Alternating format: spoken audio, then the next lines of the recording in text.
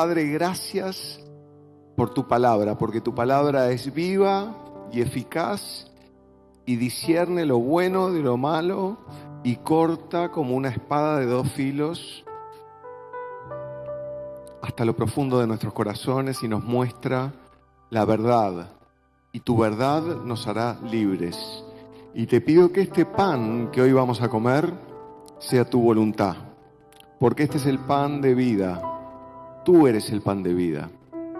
Y este es nuestro pan, el hacer tu voluntad en forma perfecta. Así que, Señor, te pedimos el pan de hoy, el maná del cielo, el maná escondido, para aquellos que están esperando cosa que ojo no vio, ni oído oyó, ni ha subido al corazón de hombre, que está preparada para los que te aman. Te pedimos eso en el nombre de Jesús. Amén. Saben que el Señor me dio esta palabra, está en Ezequiel 18, del 1 al 4, y quiero leerla del 1 al 3, al 4. Vamos a leer eso, Ezequiel 18 del 1 al 4, vamos a leerlo y después les cuento y les comento por qué el Señor me dio esta palabra y cuáles son las coincidencias, llamémosle, aunque sabemos que las coincidencias no existen, ¿verdad? Algunos les llaman diosidencias, porque no son coincidencias, ¿no? Las coincidencias no. El azar no existe para los cristianos. ¿Cuántos saben eso?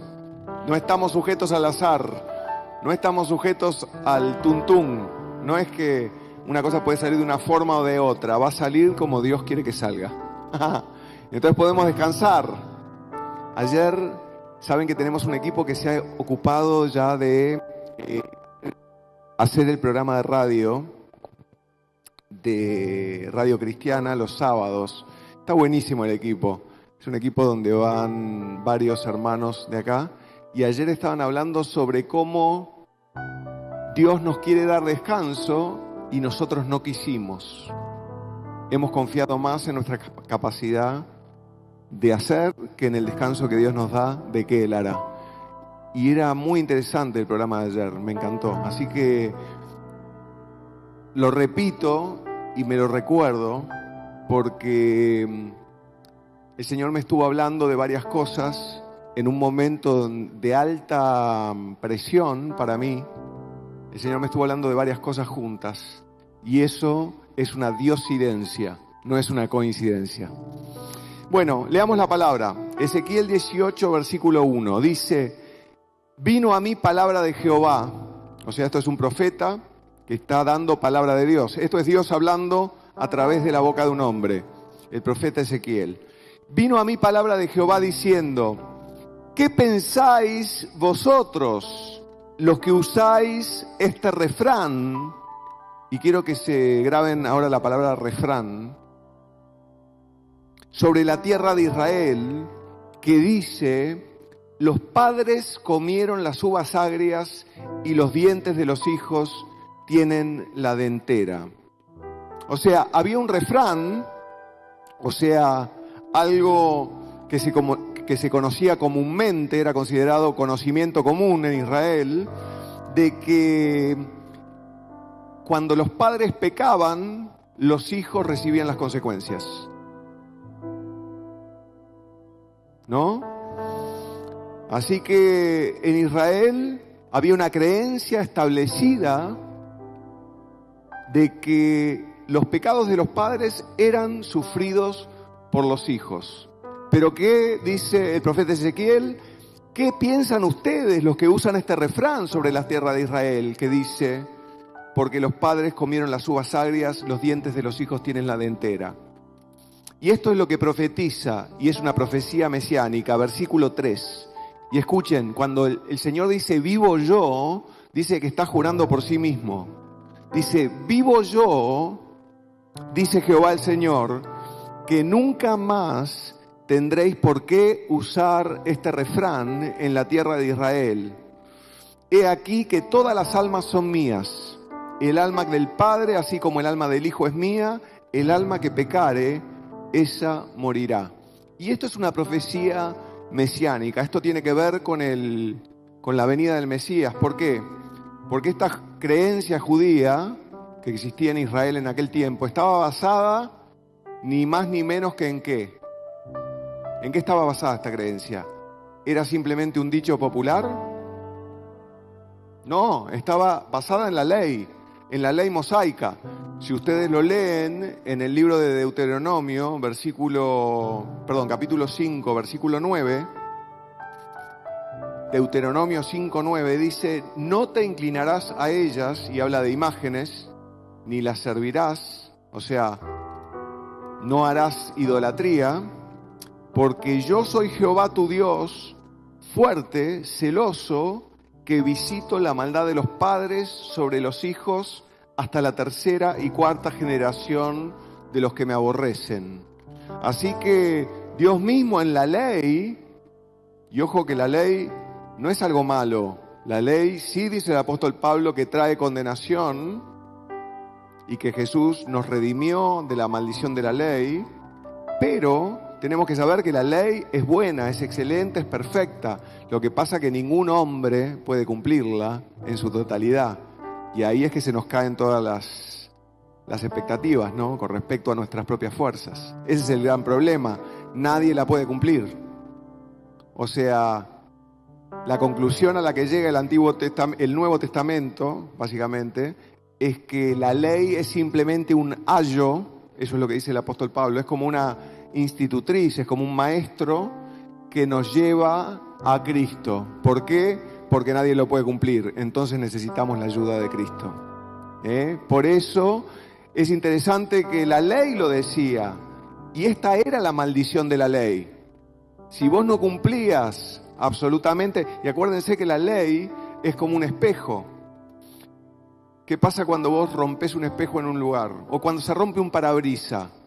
A ver, porque hay muchos que han visto una piedrita, pum, pegó en el parabrisa en un momento, hay una rajadura chiquita, ¿qué pasa? Empieza a crecer hasta que raja todo el vidrio, ¿verdad? La ley es igual. Si uno rompe un solo mandamiento, están rotos todos los mandamientos. Lo dice la Biblia también.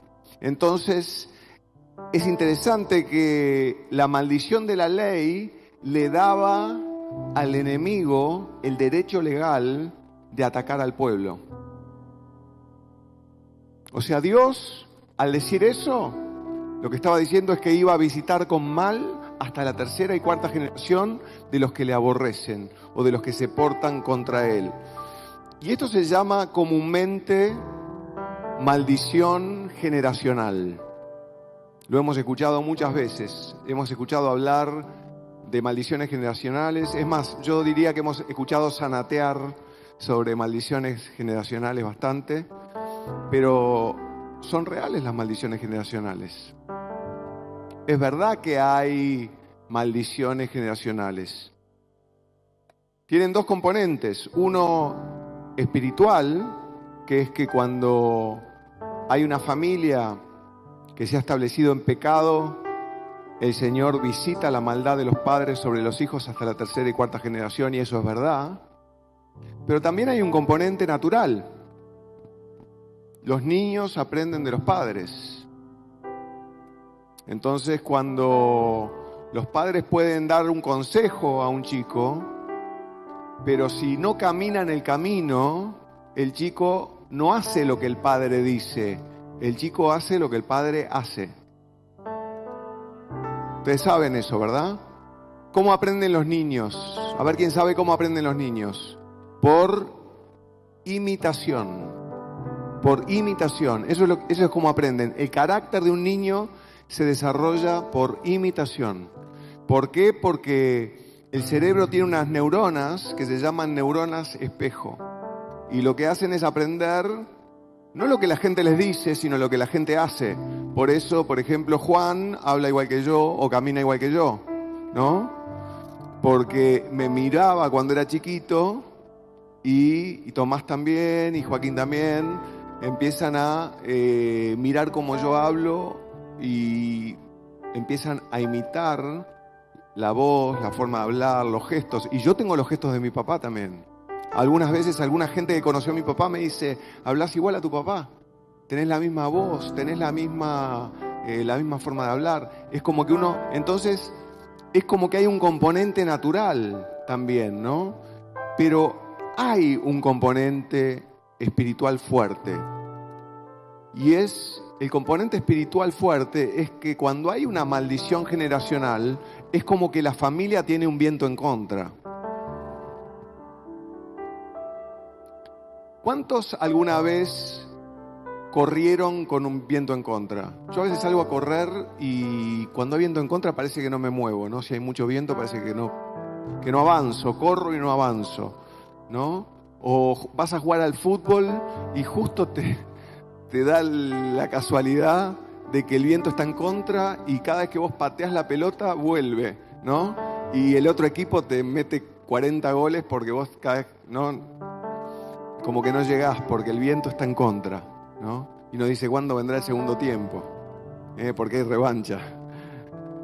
Pero es así, la maldición es literalmente vivir como si uno tuviera un viento en contra. ¿Qué quiere decir que uno vive como si tiene un viento en contra? Quiere decir que uno tiene buena inteligencia, hace las cosas bien capaz, pero no tiene viento a favor, no tiene viento de cola, el famoso viento de cola, ¿no? El famoso viento de popa, para los que saben de navegación, ¿no?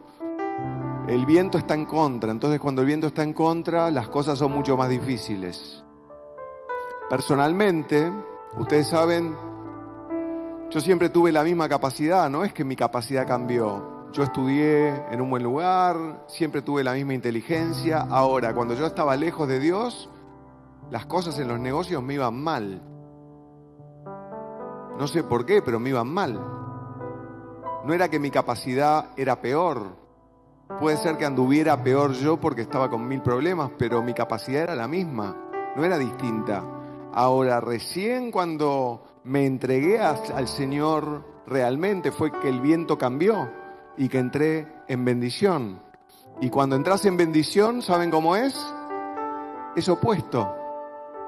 Es opuesto, tenés viento a favor. O sea, no sos el mejor, no tenés la mayor inteligencia, hacés las cosas mal, pero aun cuando las haces mal te salen bien. Eso es la bendición. Eso es la bendición. De repente te equivocaste, pero la equivocación incluso salió bien.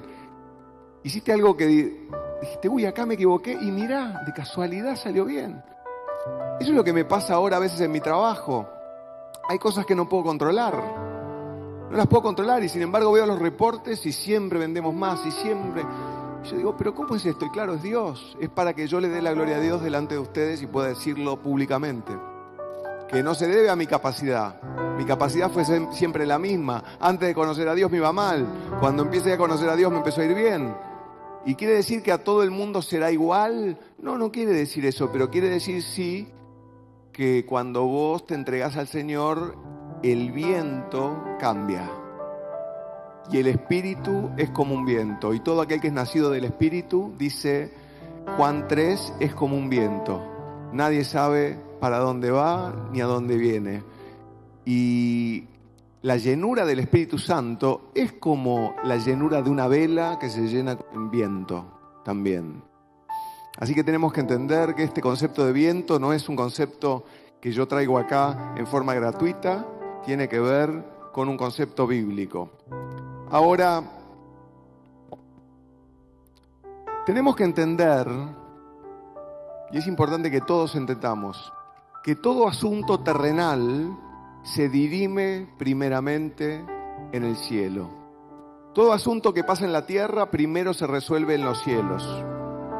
Tenemos que saberlo porque si no, no oraríamos, ¿verdad? ¿Cuál es la razón por la cual oramos? Porque sabemos que cuando tenemos una dificultad terrenal en la tierra, primero hay que acudir a Dios y Dios la resolverá en los cielos y después se resolverá en la tierra, recién después. Cuando nosotros evitamos ir a Dios primero, lo que termina pasando, ¿qué es? Que solamente contamos con nuestras propias fuerzas. ¿Y cuántos saben que las propias fuerzas no son suficientes? ¿Cuántos saben que la fuerza de voluntad no es suficiente? ¿Cuántos saben eso? ¿Cuántos han luchado con ese problema? Mi fuerza no es suficiente, mi fuerza de voluntad no es suficiente. No es suficiente para santificarme, no es suficiente para lograr lo que tengo que lograr, no es suficiente para que mi trabajo me vaya bien, necesito ayuda. Y es una buena jactancia, a pesar de que toda jactancia es mala, pero esta es buena. Es una buena jactancia, la jactancia de decir, Señor, déjame jactarme de mi condición. Vos sos Dios y yo soy hombre. Vos tenés fuerza, yo no. Necesito tu ayuda. ¿Cuántos pueden decirle eso? Decirle al que está al lado tuyo, necesito la ayuda del Señor. Reconocelo, porque reconocer eso es lo que nos distingue. Y decía al Señor ahora, Señor, necesito tu ayuda. Ayúdame a resolver este tema que me tiene tan preocupado o preocupada. Necesito tu ayuda. Y sé que has orado, pero tenemos que saber también que hoy es el día y por eso estás acá. Así que decíamos que las maldiciones generacionales tienen un componente natural y tienen un componente espiritual. Ahora, quiero volver sobre el hecho de que en Israel era muy común que la gente considerara que cuando había un enfermo, por ejemplo, la culpa era de los padres. Si ustedes van a Juan 9, versículo 1, Jesús ahí sana a un ciego de nacimiento. Y dice en el versículo 1 que al pasar Jesús vio a un hombre ciego de nacimiento y le preguntaron sus discípulos, diciendo, Rabí, ¿quién pecó, este o sus padres, para que haya nacido ciego? Respondió Jesús, no es que pecó este ni sus padres, sino para que las obras de Dios se manifiesten en él. Qué interesante, ¿no? Hay muchos mensajes acá escondidos. Primero, el mensaje de que Jesús rompe la maldición. Ese es el primer mensaje. Él dice, esto no tiene nada que ver, tiene que ver conmigo, no tiene que ver con el pecado de ellos. El pecado de ellos ya está, yo voy a hacer algo acá y voy a romper esta maldición. Pero el segundo mensaje implícito acá es que a veces Dios rompe tu corazón para salvar tu alma. Dios parte tu corazón y te quebranta para salvar tu alma, para que seas una vasija que deje salir todo ese tesoro en vasos de barro. Así que a veces decirle, ¿quiénes se sienten así? Dios los ha triturado como aceitunas. Pero es para que saquen aceite, ¿verdad? O Dios les ha partido el corazón. Decirle que está lo tuyo, Dios me partió el corazón, pero es por bien, fue para salvar mi alma.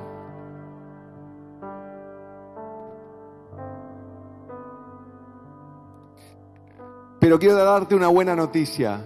Esto no tiene que ser así con tus hijos, ni con tus nietos. Lo hizo con vos, pero no quiere decir que lo tenga que hacer con tus hijos ni con tus nietos. Y esa es la maravilla, Esa es la maravilla. ¿Y cómo sé yo esto? Porque la palabra dice en Gálatas 3, versículo 13, Gálatas 3:13, Cristo nos redimió de la maldición de la ley, de la que hablábamos hoy, ¿no? ¿Y cuál era la maldición de la ley? Que si uno rompía la ley, él visitaba a los padres y a los hijos hasta la tercera y cuarta generación. O sea que Cristo nos redimió de la maldición de la ley, hecho por nosotros maldición. O sea que lo que dice esta palabra es casi insólito. Jesús fue hecho maldición. Y alguno dirá, ¿cómo mi Jesús fue hecho maldición? Bueno, esto es lo que dice la Biblia. Hechos por nosotros maldición en la cruz, porque está escrito, maldito todo el que es colgado en un madero, para que en Cristo Jesús la bendición de Abraham alcanzase a los gentiles. ¿Quiénes son los gentiles? Nosotros, los incrédulos. Para que la bendición que fue dada a Israel, ¿cuál fue la bendición? A ver si se acuerdan. Que él iba a ser innumerable su descendencia como las estrellas que estaban en los cielos, y que además los iba a bendecir con riquezas, que le iba a dar todo. Y de hecho lo ha hecho y lo hará. Así que, para que en Cristo Jesús, versículo 14, la bendición de Abraham alcanzase a los gentiles, a fin de que por la fe recibiésemos la promesa del Espíritu. Ahora, ¿cuántos han recibido la promesa del Espíritu? ¿Cuántos han recibido el Espíritu Santo? Quizá no lo has recibido todavía. El Señor dice, pedímelo. El Señor dice que hay que pedir 3 cosas. 2 cosas en realidad. Sabiduría, según el apóstol Santiago, dice que el que no tiene sabiduría, pídala a Dios, el cual da a todos abundantemente y sin reproche. Dice que también tenemos que pedir al Espíritu Santo. ¿Dónde, dirá alguno? ¿Dónde dice eso? Y dice, ¿qué hijo, si su padre le pide un pan, qué padre, si su hijo le pide un pan, le dará una piedra? O si su hijo le pide un pez, le dará un escorpión, ¿no? El Padre es bueno y le da a sus hijos lo que pidan. Pedid y se os dará, buscad y hallaréis, llamad y se os abrirá. Todo el que pide recibe, todo el que busca halla, todo aquel al que llama se le abrirá. Así que pídanle el Espíritu Santo. Pedile, capaz que conoces al Espíritu Santo, pero pedile una porción sin límite del Espíritu Santo. Capaz que estás operando con un poquito del Espíritu, pero no tenés la plenitud y la llenura. Capaz que no tenés el bautismo del Espíritu. Pedilo al Señor y Él te lo dará. Solamente hay que pedirlo, ¿eh? Y yo siento que estamos inmersos ya acá. Ahora, Cristo nos redimió de la maldición de la ley, ¿verdad? ¿Qué fue lo que hizo Jesús? Se la bancó. ¿Qué bancó? Una muerte en medio de su inocencia, como si fuera un delincuente. O sea, literalmente absorbió toda la maldad de la humanidad y la frenó. Para que todos los que creen en Él no la reciban ya. Así fue como nos redimió. Él lo que hizo fue poner su cuerpo para que vos ya no recibas toda la maldad de la humanidad.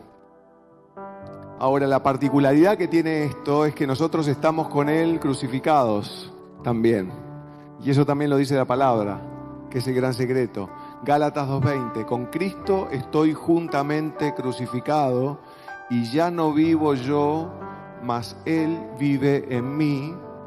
Si lo podemos poner ahí en la pantalla, Gálatas 2:20, dice, con Cristo estoy juntamente crucificado y ya no vivo yo, mas vive Cristo en mí. Y lo que ahora vivo en la carne, lo vivo en la fe del Hijo de Dios, el cual me amó y se entregó a sí mismo por mí. O sea que por un lado tenemos su poder, pero por otro lado tenemos también su sufrimiento. Por eso yo siempre les digo que si ustedes quieren ir a la iglesia, pare de sufrir. No es esta, es la que queda acá en la otra cuadra. Porque esta se llama Aprenda a sufrir dignamente. Ese es el eslogan de esta. Y gócense cuando sufran, dicho sea de paso. ¿Por qué? Y porque la palabra lo dice. ¿Dónde lo dice? Primera de Pedro 4, versículo 13. Y alguno dice, no, es que es imposible, yo no puedo gozarme cuando sufro. Sí, sino gozaos. Primera de Pedro 4, 13. Sino gozaos por cuanto sois participantes de los padecimientos de Cristo, para que también en la revelación de su gloria os gocéis con gran alegría. Pero me encanta Efesios 2, versículo 5, que dice, aún estando nosotros muertos en pecados, nos dio vida juntamente con Cristo. Por gracia sois salvos, y juntamente con Él nos resucitó, y asimismo nos hizo sentar en los lugares celestiales con Cristo Jesús, para mostrar en los siglos venideros las abundantes riquezas de su gracia en su bondad para con nosotros en Cristo Jesús. Con lo cual, lo que quiere decir eso es, estamos en Cristo. Con todos los padecimientos y con toda la revelación, con todo el poder y con todo el sufrimiento, estamos en Cristo. Decía que al que está al lado tuyo, estoy en Cristo. Es más, soy parte del cuerpo físico de Cristo. Decíselo, soy parte del cuerpo físico de Cristo. Es más, todos juntos hacemos el cuerpo físico de Cristo acá en la tierra.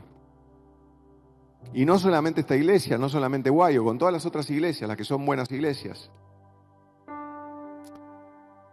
Así que Jesús cambió la historia de la humanidad, nos sustituyó en el castigo.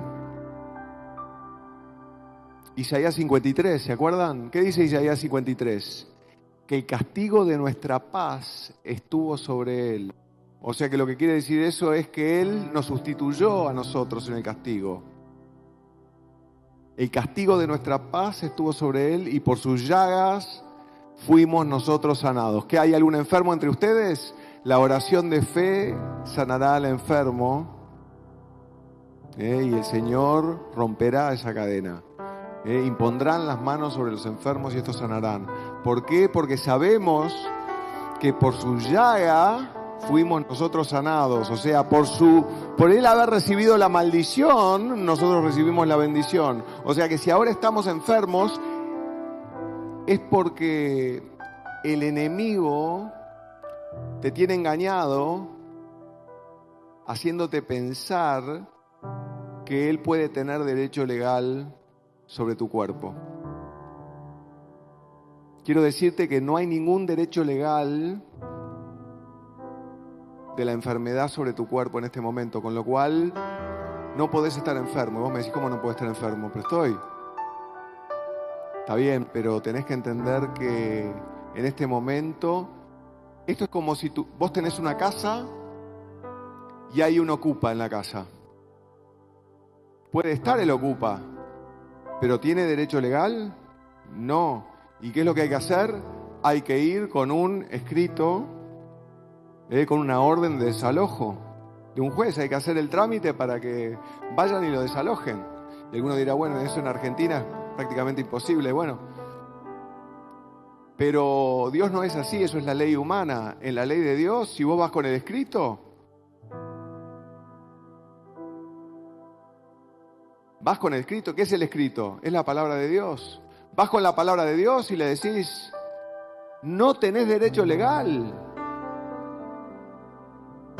A ver, ¿dónde dice esto? Ustedes saben dónde lo dice. Colosenses 2, versículo 13.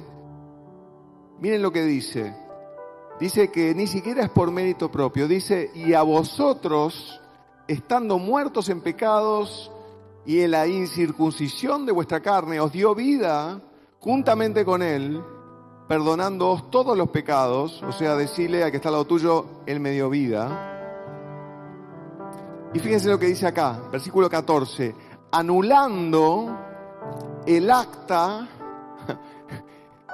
de los decretos que había contra nosotros, que nos era contraria, maldición, quitándola de en medio y clavándola en la cruz. O sea, el diagnóstico médico que te dieron, en donde te dijeron que tantos meses vas a estar con tal cosa, o que te va a pasar tal otra, está clavado en la cruz.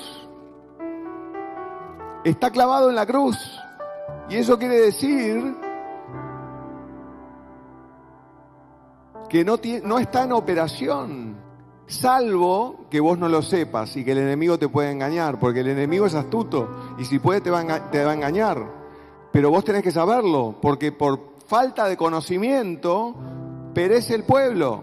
Vos tenés que saberlo. Es solamente el tiempo de la ignorancia nuestra que permite que muchas veces nos comamos mentiras del diablo cuando en realidad no tenemos por qué. Y no estoy diciendo que la enfermedad no sea bíblica. Obviamente Timoteo mismo estaba enfermo, hay un montón de casos pero Jesús anduvo por la tierra, por Judea, por Samaria, sanando a todos los oprimidos por el diablo. Y por eso tenemos que estar convencidos, hermanos, de que el asunto finalmente es un asunto de fe. Por eso Jesús preguntaba, ¿tenés fe? ¿Creés? Al que cree todo le es posible. ¿Creés? Verás la gloria de Dios. Y esa era la maldición. O sea, Jesús le sacó derecho legal al diablo de operar en nuestras vidas y nos trasladó de la oscuridad a la luz. Del reino de las tinieblas al reino de su amado Hijo, ¿verdad? ¿Cuántos saben eso? Nos trasladó. O sea que Él no solamente fue nuestro Salvador, fue un agente transicional, digan conmigo transicional. Un agente transicional en nuestras vidas. Un agente de transición, nos transicionó de las tinieblas al reino de la luz, al reino de su amado Hijo. Y así, vos también podés ser igual. Decía que está al lado tuyo, yo también puedo ser un agente transicional. Yo también puedo ser lo mismo que fue Jesús para mí, puedo hacerlo yo. ¿Cuál es el costo de esto? ¿Cuál es el costo? El costo es que Jesús absorbió el veneno de la serpiente. ¿Dónde lo dice? Y cuando Dios maldice a Satanás y le dice, reptarás toda tu vida, comerás polvo y qué sé yo, Génesis 3, en el versículo 15, le dice, y pondré enemistad entre ti y la mujer, entre tu simiente y la simiente suya, y se refiere al Mesías, esta te herirá en la cabeza y tú le herirás en el calcañar. O sea, hay un pisotón por un lado y también hay una picadura por otro lado, en el talón. Y Jesús tuvo que apechugar con eso, que absorber ese veneno. Y alguno dirá, pero ¿cuál fue el veneno que absorbió Jesús? ¿Por qué lo decís? ¿Qué fue? Y bueno, el hombre pecador tiene la naturaleza de la serpiente. ¿Cuál es la naturaleza de la serpiente? Repta, se mueve por lo bajo, se esconde, engaña, ventajera, mentirosa, ataca, mata sin avisar, de donde menos te lo esperás, viene el golpe. Y bueno, Jesús tomó esa naturaleza de la serpiente, la hizo suya, que nosotros la teníamos, la hizo suya y la clavó en una cruz. La dejó clavada en una cruz y después resucitó y nos resucitó a vida nueva juntamente con Él. O sea, Él tomó nuestra naturaleza carnal, terrenal, diabólica, y la cambió por su naturaleza inocente, santa y sin mancha, para que nosotros hagamos la voluntad de Dios. O sea, fue hecho maldición para que nosotros tengamos bendición en nuestra vida. Y fue un agente transicional para nosotros, para que nosotros también seamos agentes transicionales para los demás. Sobre todo para nuestros hijos y los hijos de nuestros hijos. ¿Sabés que nosotros, en realidad, si vos no venís de familia cristiana, sobre todo, pero si venís de familia cristiana también, pero somos agentes transicionales para nuestras familias?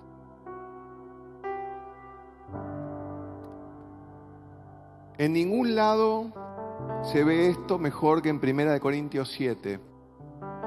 Fíjense lo que dice 1 Corintios 7, versículo 13. Dice esto. Es una de las escrituras que más me fascina a mí de la Biblia porque me voló la cabeza cuando la leí hace muchos años y me ha servido para aconsejar a muchas mujeres y a muchos hombres que tienen problemas matrimoniales. Fíjense lo que dice. Dice, y si una mujer tiene marido que no sea creyente, y él consiente en vivir con ella, no lo abandone. Porque el marido incrédulo es santificado en la mujer, y la mujer incrédula en el marido, pues de otra manera vuestros hijos serían inmundos, mientras que ahora son santos. O sea, lo que está diciendo es que aun cuando tus hijos no crean, son considerados santos por tu capacidad intercesora, por tu capacidad de agente transicional. ¿Sabes por qué? Porque vos te bancaste el veneno para que no pase a ellos. Son considerados santos, porque vos sos intercesor. Pero no un intercesor de la vieja guardia, ¿no? Tipo, me reúno con el grupo de intercesión. No, un intercesor real, como Jesús. Ponés el pecho a las balas para que los demás no reciban lo que vos tuviste que recibir. Esa es la verdadera intercesión. No la intercesión de mentirillas, ¿no? Me reúno, oro, levanto las manos. No, no, no. Vos te bancaste el veneno para que los demás no lo tengan que recibir. Vos absorbiste la maldad para que los que vienen después de vos y todos los que vos les has hablado y todos los que vos has ministrado puedan recibir la bondad. Vos absorbiste el veneno y fuiste hecho maldición como Jesús. Por eso estás con Él crucificado, de alguna forma. Y por eso es que muchos sufrimos tanto. Y ahora quiero contarles la coincidencia, porque Beverly Mattox hizo un posteo sobre esto en Facebook esta semana, y Omar me llamó y me dijo esto. Vení, Omar, contá, vení. Culto pasado, ustedes estaban acá, algunos estaban acá, ¿verdad? Bueno, ya. El culto pasado para mí fue muy, muy fuerte, cuando le invitó al Espíritu Santo. Todo el tiempo, por lo menos en 3 ocasiones, cuando venía un pensamiento, Felipe lo soltaba de la boca al instante. Y siempre le digo a mi hija, cuando empezamos acá en el culto temprano, le digo, qué bueno que vinimos. Terminando, estaba alabando acá adelante, sentía que Dios me hablaba y me decía que el esfuerzo de tantos años de sufrimiento no fue en vano. Bueno, al segundo mi hija me agarra la mano, me mira con llantos y me dice, papá, qué bueno que cortaste la maldición. Y me mira y me dice, ¿dónde estaríamos? Y yo le dije, hija, qué bueno, porque no te lo reveló nadie, sino el Espíritu Santo. Y bueno, estuve todo el día meditando en eso. Qué bueno que cortaste la maldición, le dijo. Qué bueno, papá, que cortaste la maldición. Ustedes me entienden, ¿no? Y ustedes están haciendo lo mismo. Están cortando la maldición. Jesús cortó la maldición, ustedes están cortando la maldición. Como Jesús, ustedes son agentes transicionales para sus familias, para que la maldición no pase y sus hijos no sean visitados hasta la 3ª y 4ª generación por la maldad de los padres. Capaz todavía no tenés hijos. Bueno, vas a tener hijos espirituales. Y si no, vas a tener hijos naturales. Así que no te preocupes por tu situación actual. El Señor te está hablando ahora para el futuro y hacia el pasado también, para que entiendas muchas cosas. Para que entiendas por qué te pasó esto. ¿Por qué te pasó lo que te pasó? ¿Por qué tuviste que comer el veneno que te tuviste que comer? ¿Por qué absorbiste el veneno que tuviste que absorber? Ahora, ustedes saben que estas transiciones, un agente transicional, es una persona que cambia el curso entero de una familia, ¿no? Cambia el curso entero de una familia. La familia puede venir de mal en peor y a partir de una persona en una sola generación cambia completamente a ser otro tipo de familia. Y esto puede ser para bien o puede ser para mal. Hay gente que la cambia para mal, pero hay gente que la cambia para bien. Y hoy quiero hablarle a aquellos que han crecido, que hemos crecido en malos ambientes, en ambientes tóxicos, difíciles. Aquellos que han tenido vidas duras, emocionalmente abusivas, destructivas, y que de alguna forma han encontrado la manera, por medio de la gracia de Dios, de metabolizar el veneno que han recibido y se rehúsan, se niegan a pasárselo a los demás. Gente así rompe el molde, se niega a sí mismo, eso se llama abnegación, negarse a sí mismo, se niegan a sí mismos, absorben el veneno, que es el embate del mundo, el embate de muerte del mundo, lo metabolizan y desafían el refrán, desafían el conocimiento común. ¿Cuál es el conocimiento común? El conocimiento común es que los hijos abusados por padres abusadores van a ser también abusadores. El conocimiento común es que los hijos de padres vagos se vuelven vagos, que los hijos de padres golpeadores se vuelven golpeadores. Lo que nosotros llamamos maldiciones generacionales. Que los que vienen de familias de alcohólicos terminan siendo alcohólicos también. Los que vienen hijos de drogadictos terminan siendo drogadictos. Y que los pecados de los padres son visitados por Dios hasta la tercera y cuarta generación. Y eso se corta en el nombre de Jesús y se corta hoy. Si no se cortó todavía tu vida, se corta hoy en el nombre de Jesús. ¿Quién lo recibe ahora? Recíbanlo, porque es para ustedes. Vamos a orar unos por otros en este momento. Quiero que agarres a la persona que está a tu lado, sea quien sea, y lo bendigas y le digas: hoy se corta, vos absorbiste el veneno, pero hoy se corta la maldición que fluía por tu linaje familiar. En el nombre de Jesús.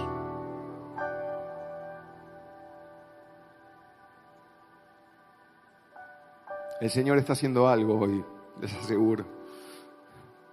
Y hay gente acá que está recibiendo la bendición que ni siquiera está acá y ni siquiera sabe.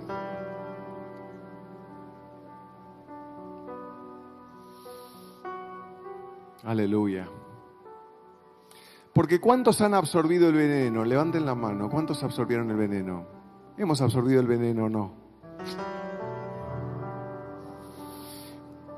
¿Cuántos han recibido golpes de muerte del mundo? ¿Y cuántos están crucificados con Cristo por eso? Pero ¿saben qué? La buena noticia es que el Señor es misericordioso y es fiel. Su misericordia es de generación en generación para aquellos que le temen. Y frente a cada embate de muerte, Él te da vida. Como decía David en el Salmo 86, en el versículo 14. David dice en el Salmo 86, 14: oh Dios, los soberbios se levantaron contra mí, y conspiración de violentos ha buscado mi vida, y no te pusieron delante de sí. Mas tú, Señor, Dios misericordioso y clemente, lento para la ira y grande en misericordia y verdad, mírame y ten misericordia de mí, da tu poder a tu siervo y guarda al hijo de tu sierva. Amén. Entonces, frente a cada embate de muerte, quiero darte la buena noticia de que el Señor te da gracia.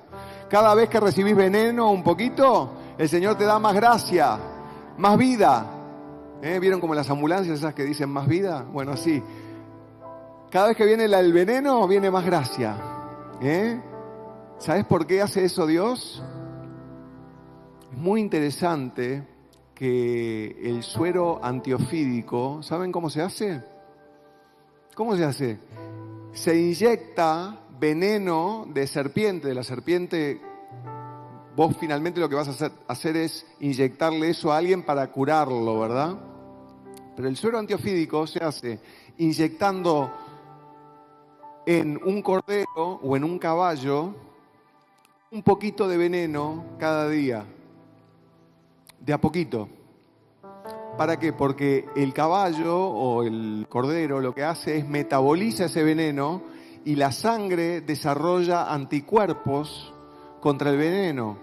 Con lo cual después la sangre de ese cordero, la sangre de ese caballo, es lo que te dan a vos cuando te pica una serpiente y vos adquirís naturalmente los anticuerpos para que ese veneno no te haga mal y no te mate.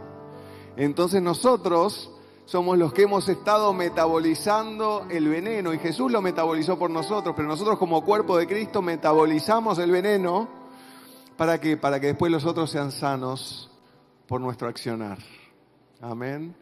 ¿Cuántos sabían eso? Yo lo he predicado alguna vez, pero sé que para algunos es noticia. Es así, el suero antiofídico es así.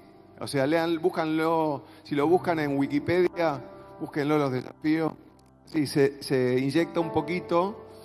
Es por eso que la sangre de Cristo tiene poder. No porque la Biblia dice la sangre de Cristo tiene poder o porque lo cantamos en una canción. La sangre de Cristo tiene poder porque Él metabolizó el veneno de la serpiente que fue manifestado como toda la maldad de la humanidad yendo contra Él cuando lo insultaron, lo apedrearon, lo flagelaron, lo clavaron en una cruz. Y Él metabolizó todo eso y lo llevó en Él para que nosotros no lo tuviéramos que llevar. Y esa es la maravilla del Evangelio. Por eso la sangre de Cristo tiene poder, no porque sea un fetiche. La sangre de Cristo tiene poder porque por esa sangre, por el derramamiento de esa sangre, la maldición se cortó para nuestra generación. ¿Cuántos le dan un aplauso al Señor por eso? Aleluya. Así que quiero recordarte que tu contribución a la humanidad, escucha esto, porque esto es importante para todos los que están buscando el propósito en la vida. Algunos se preguntan, ¿para qué nací? ¿Por qué estoy acá? Tu contribución a la humanidad es filtrar la destructividad de la humanidad rastrera. Es absorber el veneno y ser como un filtro y ser un generador de suero antiofídico para la serpiente. Ese es tu propósito. Así que las generaciones que vienen van a tener un fundamento espiritual de apoyo para tener vidas productivas. O sea, el Señor quizá te rompió el corazón. Y sí, te lo rompió para salvar tu alma. Pero eso queda en vos. Vos sos el filtro. No se lo va a romper a tus hijos ni a los hijos de tus hijos. Yo soy de esos, decirle al que está al lado tuyo, me la banqué, pero vienen cosas buenas. Me la banqué, pero fui un filtro para que todos los que vienen después de mí vivan bien. Fui un intercesor, fui realmente un intercesor y soy un intercesor.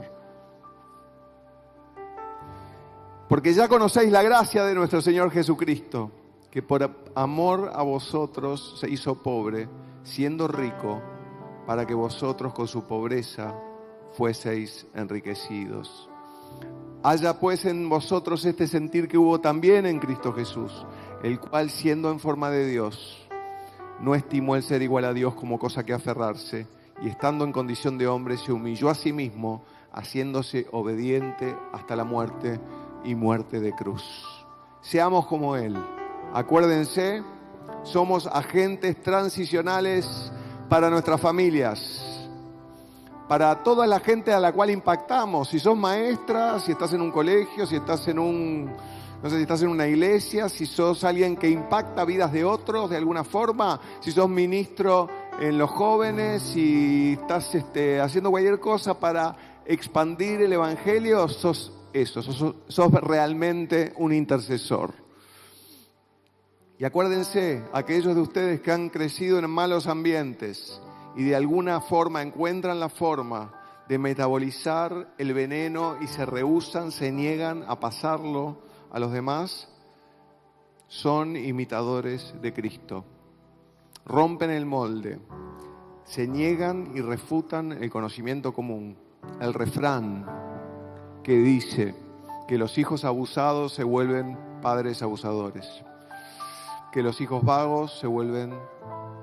padres vagos se vuelven vagos, que los hijos de golpeadores se vuelven golpeadores, que los que vienen de familias de alcohólicos se vuelven alcohólicos, y que los pecados de los padres son visitados por los hijos, por Dios a los hijos hasta la tercera y cuarta generación. Finalmente quiero decirte, esa enfermedad crónica que llevas no tenés por qué llevarla.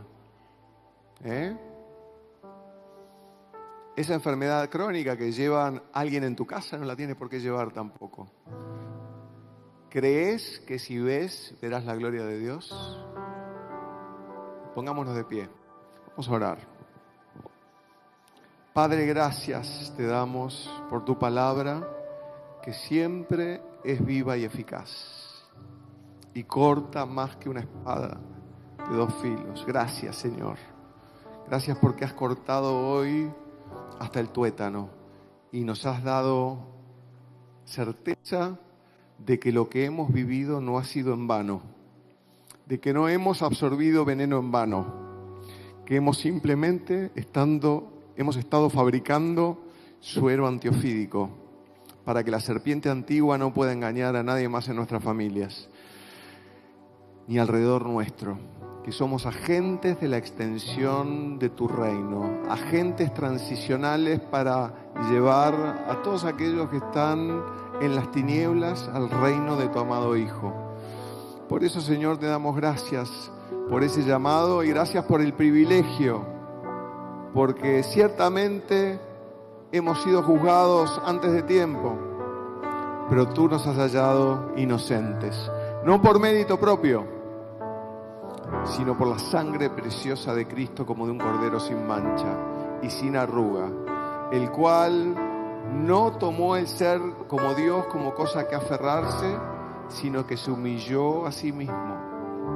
Tomó condición de siervo y se hizo obediente hasta la muerte y muerte de cruz. Con lo cual hoy, Señor, nosotros como seguidores de Él sufrimos penalidades como buenos soldados de Jesucristo, pero sabiendo que nada de lo que vivimos es en vano, que todo tiene un propósito y que a los que aman a Dios todas las cosas los ayudan a bien conforme al propósito al que han sido llamados, que es este propósito de ser filtradores, de ser administradores, médicos, porque los sanos no tienen necesidad de médicos, sino los enfermos, porque no ha venido a llamar a justos, sino a pecadores al arrepentimiento.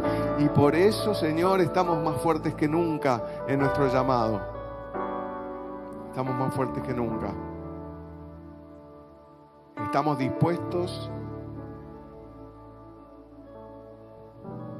a seguirte, pase lo que pase. Decirle al Señor, estoy dispuesto a seguirte, Señor, hoy, pase lo que pase.